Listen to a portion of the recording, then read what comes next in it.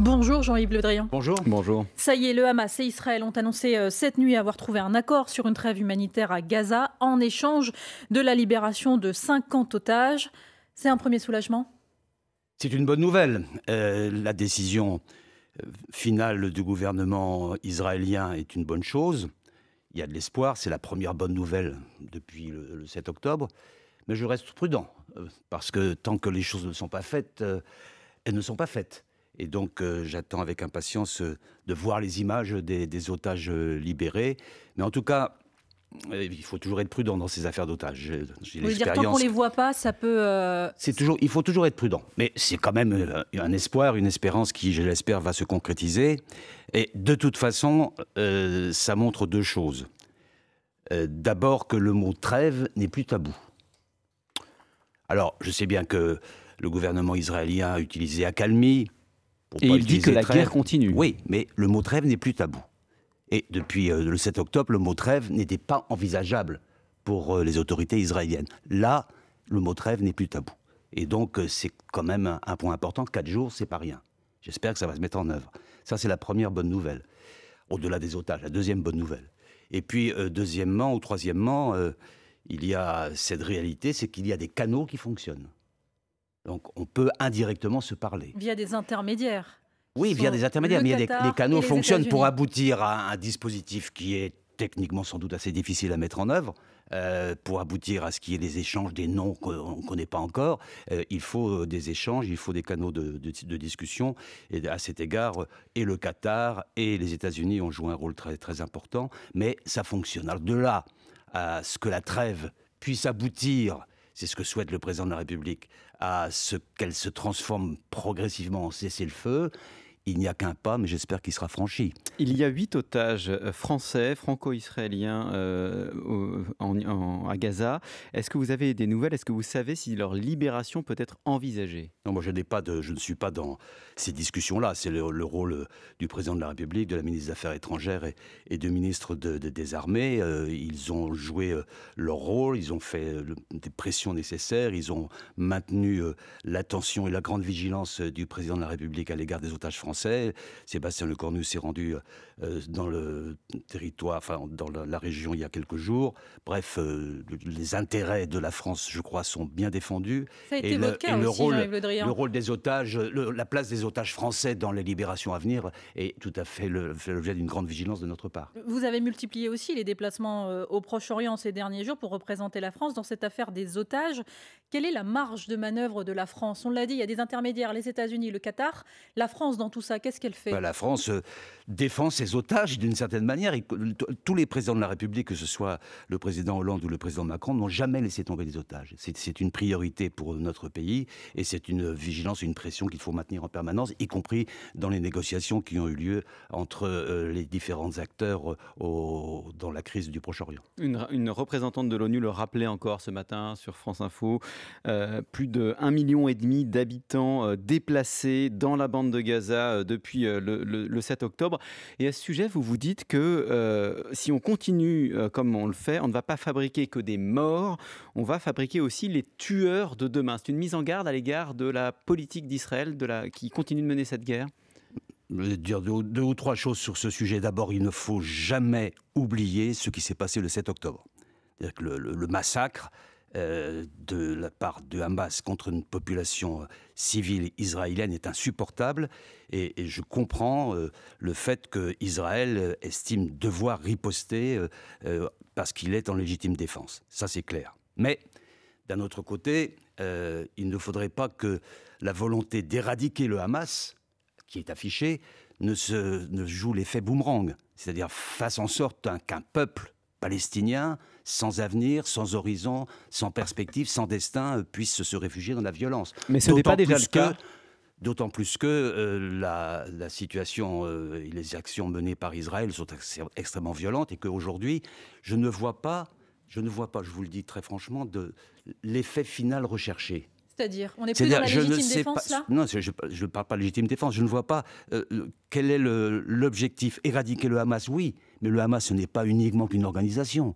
Et on ne va pas sortir les 2 millions de Palestiniens qui habitent dans la zone de Gaza à l'extérieur. Ils vont rester là. Donc il faudra bien traiter cette question. À quel moment on s'arrête et à quel moment on dit que le Hamas est éradiqué? Je ne sais pas. Le Hamas, c'est une idéologie, c'est pour ça que c'est compliqué? Oui, et donc je pense que la période de trêve, là, peut-être, si elle a lieu correctement dans les 4 jours, être le point de départ d'une réflexion sur le jour d'après. Il faudra bien se poser la question du jour d'après. Mais quand vous parlez à des interlocuteurs israéliens et que vous leur dites « nous, on ne comprend pas votre stratégie », qu'est-ce qu'ils vous répondent?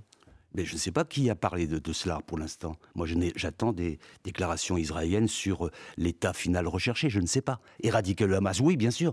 Et alors, comment est-ce qu'on dit qu'on a éradiqué le Hamas? Je ne sais pas.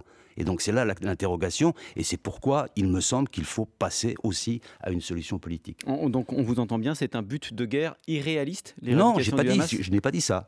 J'ai dit simplement à quel moment les Israéliens vont dire l'état final recherché par notre opération de légitime défense est atteint, le Hamas est éradiqué. Ça, je ne sais pas. Sauf que ce que vous dites aujourd'hui, Jean-Yves Le Drian, Emmanuel Macron lui-même l'a dit, il a exhorté Israël d'arrêter les bombardements qui, je cite, tuent des femmes et des enfants. Le président français qui a aussi appelé donc à un cessez-le-feu. Comme vous, ce matin, Benyamin Netanyahou, le Premier ministre israélien, a répondu « pas de leçon à avoir de la France ». Il parle même de faute morale. Qu'est-ce qu'on dit après ça, je disais tout à l'heure en commençant votre émission que le terme trêve, le terme pause, qui était tabou jusqu'à présent, ne l'est plus. C'est une bonne avancée. Et je pense qu'il faut maintenant qu'on commence à réfléchir, que les Israéliens, avec des partenaires, que les différentes puissances concernées commencent à réfléchir sur la sortie de crise. Parce qu'il faudra bien qu'il y ait un jour d'après. Et si on ne prépare pas le jour d'après, on se prépare alors à des drames nouveaux, à de nouveaux massacres, à de nouveaux affrontements qui ne sont pas envisageables. Et il ne faudrait pas que dans cette crise, les populations civiles palestiniennes soient les victimes indirectes des crimes commis par le Hamas. Jean-Yves Le Drian, ancien ministre des Affaires étrangères, représentant officiel du président de la République au Liban. Vous êtes l'invité du 8h30 France Info jusqu'à 9h. On vous retrouve dans une minute juste après le fil info. Maureen Suignard. Une accalmie dans les combats pendant 4 jours qui doit débuter dans les 24 heures contre la libération d'au moins 50 otages. Voici une partie de l'accord validé par le gouvernement israélien pendant la nuit. Le Hamas se félicite d'obtenir la libération de 150 détenus palestiniens et une trêve humanitaire. Cet accord ne fait pas l'unanimité. Une association de victimes du terrorisme israélienne annonce vouloir saisir la Cour suprême pour le contester. En France, on salue cette annonce. La ministre des Affaires étrangères dit espérer la libération de Français. 8 sont portés disparus. Berlin, de son côté, veut mettre à profit ce moment pour apporter de l'aide dans le territoire palestinien. Il signe son retour sur la scène internationale. Vladimir Poutine participe au G20, sommet des grandes puissances économiques. Le président russe, visé par un mandat d'arrêt de la Cour pénale internationale, participe en visio. Pas de 8e victoire pour les Bleus. Match nul hier en Grèce, 2 buts partout. Hier, c'était le dernier match de l'équipe de France de foot dans la course à la qualification pour l'Euro 2024. Des Bleus qui avaient déjà décroché leur ticket pour la suite de la compétition. France Info. Le 8h30 France Info, Jérôme Chapuis, Salia Braclia. Jean-Yves Le Drian, il y a Gaza, mais il y a aussi la Cisjordanie où près de 3 millions de Palestiniens résident. Des Palestiniens qui, pour certains, se font déloger par des colons qui profitent de la guerre à Gaza pour s'installer. Ce ne sont pas des colonies, nous vivons sur notre terre biblique. C'est ce que dit Yair Lapid, figure d'opposition en Israël, à propos des colonies illégales. Quelle est votre réaction ? Mais c'est le même territoire pour 2 peuples. C'est une histoire qui date de plusieurs dizaines d'années, voire de même plusieurs centaines d'années parfois. Les Palestiniens sont aussi là, en Cisjordanie. Et il y a eu un accord qui confie la responsabilité de la Cisjordanie à l'autorité palestinienne. Il faut que cet accord soit respecté. Sinon, il y aura un nouvel Hamas en Cisjordanie. Il faut se protéger de cela. Et la raison pour laquelle je suis très favorable pour ma part à l'existence de 2 États, même si ça sera un chemin long, c'est parce que la sécurité d'Israël ne sera vraiment assurée que lorsqu'il y aura un État palestinien sûr dans ses frontières. Sinon, ça n'ira pas. Donc il faut démanteler les colonies israéliennes en Cisjordanie ? Tout le monde le dit, tout le monde le souhaite. Le président de la République l'a rappelé avec force, le président américain aussi. La responsabilité incombe aux autorités israéliennes de faire en sorte que la Cisjordanie ne devienne pas un nouveau brasier. Hier matin, chez nos confrères de France Inter, Elie Barnavi, l'ancien ambassadeur en France, l'ancien ambassadeur israélien, disait que selon lui, un État palestinien pourrait être une réalité d'ici 5 ans. Et qu'il serait imposé par la communauté internationale. Vous êtes d'accord avec lui ? Je suis d'accord avec Barnavi, parce que ses orientations ont toujours été très lucides. Je dis simplement qu'aujourd'hui, si on n'utilise pas la trêve pour essayer de réfléchir à l'état d'après, au jour d'après, on risque d'avoir des embrasements. Vous avez parlé de la Cisjordanie, moi je veux aussi évoquer les risques qu'il y a au Liban Sud, les risques qu'il y a en Irak, les risques qu'il y a, on l'a constaté, de l'action des Houthis sur la mer Rouge. Bref, il peut y avoir un embrasement régional, donc il faut s'y prémunir. Et là, on a, si la trêve fonctionne, et qui permettra par ailleurs l'acheminement de l'aide humanitaire, on a un espace utile qui peut permettre peut-être des initiatives. Cet embrasement régional, on est presque surpris qu'un mois et demi après, il n'ait pas encore eu lieu. Le grand vainqueur pour l'instant, je dis bien pour l'instant, parce qu'on ne sait pas ce que sera fait demain, le grand vainqueur pour l'instant pour moi, c'est l'Iran. Pourquoi vous dites ça ? Parce que l'opération, le massacre initié par le Hamas a d'abord permis d'éviter la normalisation entre l'Arabie saoudite et Israël. C'était sans doute le premier but recherché. Et donc ça sert à l'Iran, puisque sa hantise, c'est la force que peut représenter l'Arabie saoudite, d'autant plus que s'il y a une réorganisation régionale, ça se ferait à ce moment-là à son détriment. 1. 2. L'Iran part vainqueur de la situation parce que la question palestinienne est revenue au centre. Et ils s'en fait le porte-parole, ils s'en fait le leader, ils s'en fait le défenseur. Lui, et il montre, puisqu'il n'y a pas d'invulnérabilité d'Israël aujourd'hui, puisqu'il y a eu ce massacre et ces attaques du Hamas, et donc l'Iran devient, d'une certaine manière, le porte-parole de la cause palestinienne. Et puis enfin, dernier point, il montre aussi que l'invulnérabilité d'Israël se traduit par le fait que l'action violente paye. Donc l'Iran se retrouve à la tête de tous ceux qui aujourd'hui veulent soutenir les Palestiniens. Injustement, ils le font, mais officiellement, ils n'agissent pas.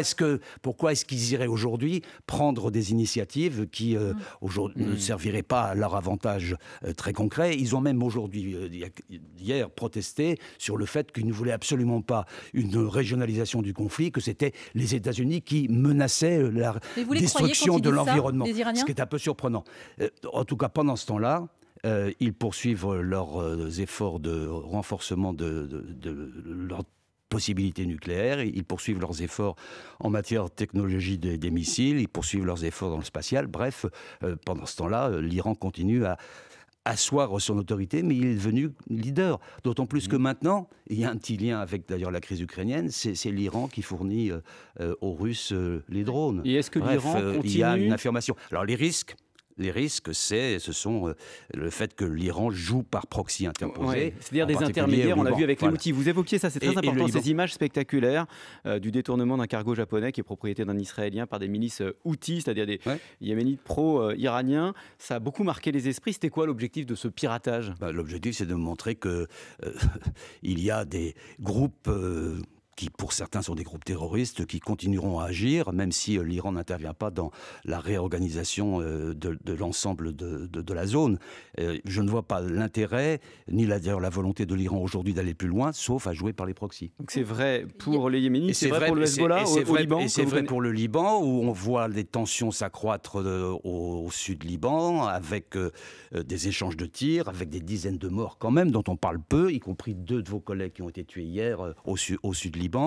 Les déclarations du leader Nasrallah du Hezbollah montrent qu'il n'a pas sans doute envie d'aller trop loin, mais il faudrait que personne n'aille trop loin. Et les risques, si la tension se poursuit, c'est qu'il y ait des incidents et qui ne puissent plus après être maîtrisés. Et à ce moment-là, une déflagration qui toucherait le Liban lui-même. Il suffit d'une étincelle ?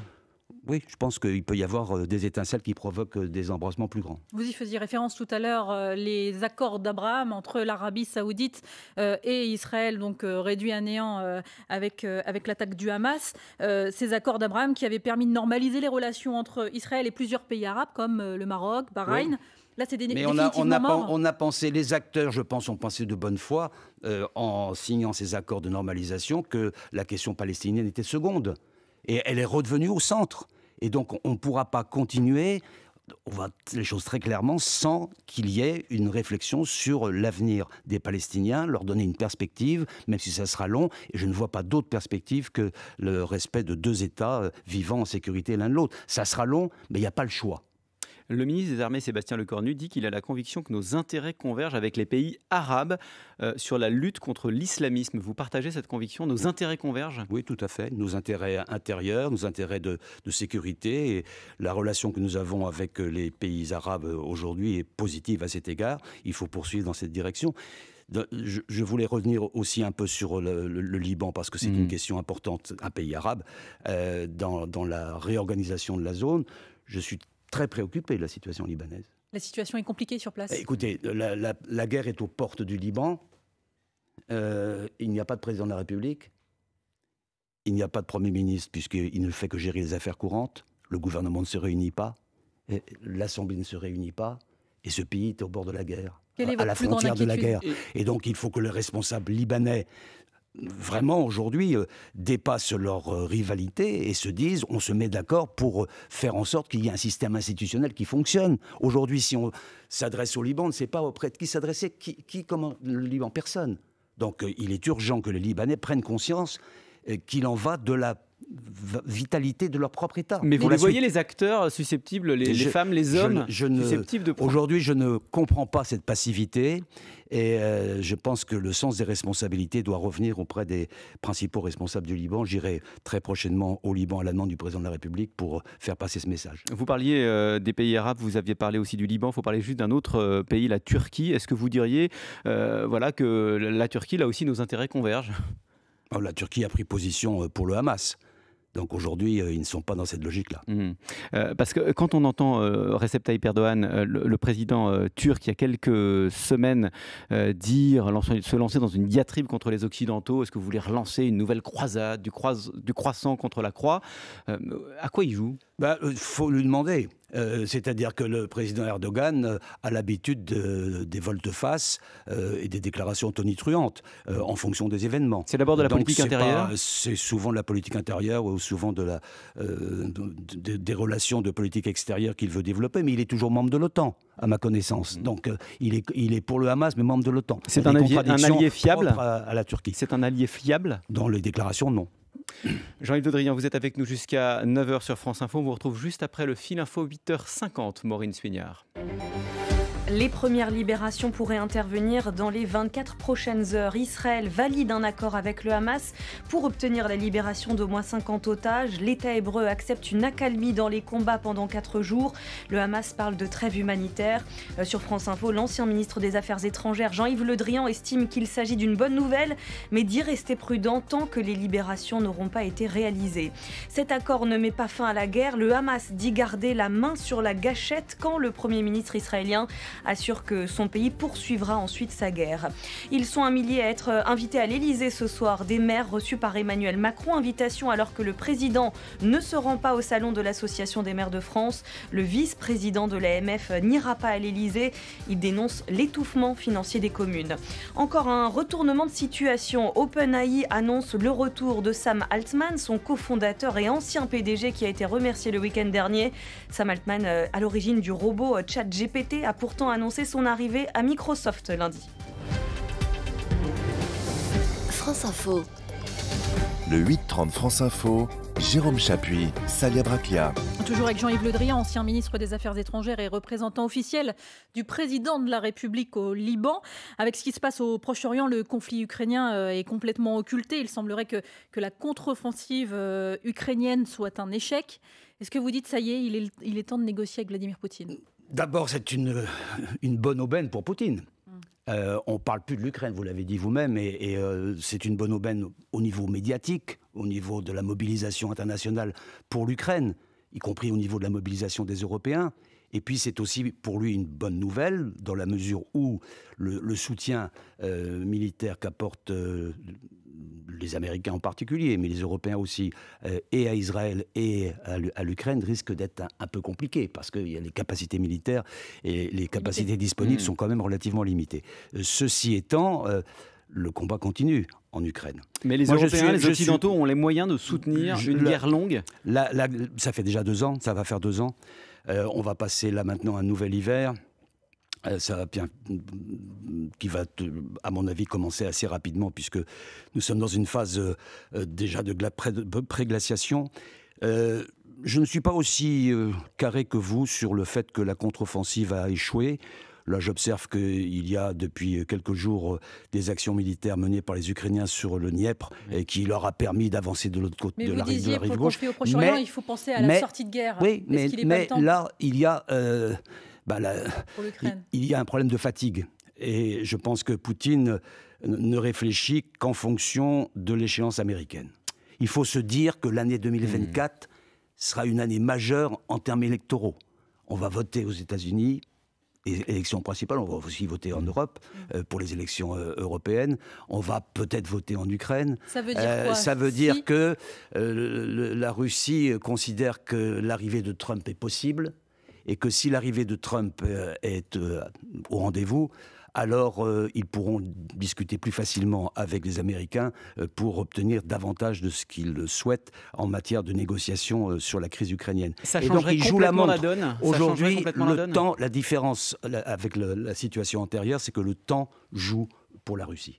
D'autant plus que la Russie a beaucoup plus de profondeur stratégique, il y a beaucoup plus de réserves démographiques, il y a beaucoup plus de réserves en termes de capacité d'une économie de guerre. La Russie est aujourd'hui une économie de guerre. Ils ont augmenté leurs dépenses militaires de 70%. Donc c'est un pays qui ne fonctionne aujourd'hui que pour la guerre, avec la force que ça représentait, avec les soutiens qu'ils peuvent avoir, à la fois du côté de la Corée du Nord, puisqu'on n'hésite pas à parler avec la Corée du Nord pour avoir des munitions, à la fois de l'Iran que j'évoquais tout à l'heure. C'est là que les deux crises se renouent et se conjuguent. Et donc l'offensive ukrainienne a sans doute eu des limites. J'observe cependant que concernant la mer Noire, la force ukrainienne, grâce en particulier aux missiles qui ont été fournis et par la France et par le Royaume-Uni, leur permet de tenir la mer Noire et donc d'avoir les corridors d'exportation de céréales qu'ils ont pu mettre en œuvre. Ça, c'est plutôt une bonne nouvelle. La responsabilité des Européens sera majeure. Est-ce qu'on va se laisser gagner par la fatigue? Est-ce que même on va se laisser gagner par un échec de Biden aux élections présidentielles américaines, ou est-ce qu'on va considérer que l'Ukraine fait partie de nos enjeux prioritaires parce que c'est la démocratie, parce que c'est la proximité et parce que l'Union européenne a validé le fait que l'Ukraine était candidate à l'Union européenne. Donc il y a un grand enjeu pour la démocratie très important. C'est pour ça qu'il ne faut pas que l'Ukraine passe sous les radars. L'une des images du jour, ce sera Vladimir Poutine qui fait son retour au G20 ce mercredi. Alors c'est un retour à distance. Il est toujours sous le coup d'un mandat d'arrêt de la CPI pour la déportation d'enfants ukrainiens en Russie. Mais de retour quand même à distance pour ce sommet. C'est une victoire là aussi pour lui? Il commence à sortir. Mais vous le regrettez qu'il soit présent au G20? Il est en visio, donc il n'est pas. C'est pas la même chose. C'est pas la même chose que la. Non, il est quand même en pénitence d'une certaine manière, puisqu'il ne peut pas venir physiquement. Mais d'une autre manière, par rapport à ce que je vous disais tout à l'heure, la Russie apparaît avec beaucoup plus d'arrogance maintenant que dans la situation que l'on connaissait au mois de juin, au moment de l'affaire Prigojine, parce que le front est gelé. Parce qu'on est dans une espèce de guerre de tranchées et parce qu'il joue sur les fatigues des opinions publiques. Il n'a peut-être pas tort quand on voit aux États-Unis, là, en ce moment, la difficulté qu'a l'administration Biden à faire passer au Congrès les financements pour des capacités militaires à apporter aux Ukrainiens. Pour l'instant, ce n'est pas voté. On voit bien qu'il y a là de la fatigue et il ne faut pas se laisser aller à la fatigue sur cet enjeu. Jean-Yves Le Drian, l'Argentine a un nouveau président. Il s'appelle Javier Milei et son profil peut être décrit en quelques mots. Complotiste, climato-sceptique, anti-avortement, pro-armes, fan de Donald Trump et de Jair Bolsonaro. Oui, je ne sais pas si on peut aller jusqu'à là, parce que c'est vrai que c'est une grosse rupture. Le personnage est quand même très tonitruant. avec des C'est un déclarations. compliment ou une critique dans votre bouche? C'est une vraie critique parce que on entend des propos sur le pape qui sont ahurissants. On entend un langage très grossier de la part d'un chef d'État. Et ceci dit, l'intéressé n'a pas de majorité. Donc on est plutôt dans un saut vers l'inconnu que vers l'émergence d'un petit Trump. C'est le signe de la fragilité des démocraties? Pas uniquement. Parce qu'on oublie qu'à côté, Lula a gagné. Et on oublie en Europe que Tusk a gagné en Pologne. Donc il ne faut pas être aussi dramatique que cela. Il y a des ressorts, il y a des forces de la démocratie qui se manifestent, comme ça s'est passé au Brésil et comme ça s'est passé en Pologne. On a juste une dernière question qui vous concerne, question plus personnelle, votre rôle dans tout ça. On vous écoute depuis tout à l'heure. Vous êtes un simple émissaire, vous êtes un super conseiller du président, vous êtes un ministre des Affaires étrangères bis. Non, moi je suis envoyé par le président de la République comme son représentant au Liban. J'assume cette tâche. Par ailleurs, j'ai été ministre de la Défense et des Affaires étrangères pendant une durée longue. Et donc, au moment où le monde traverse les crises que l'on connaît, que je parle de temps en temps, je pense est utile. Merci beaucoup Jean-Yves Le Drian d'avoir été l'invité de France Info ce matin.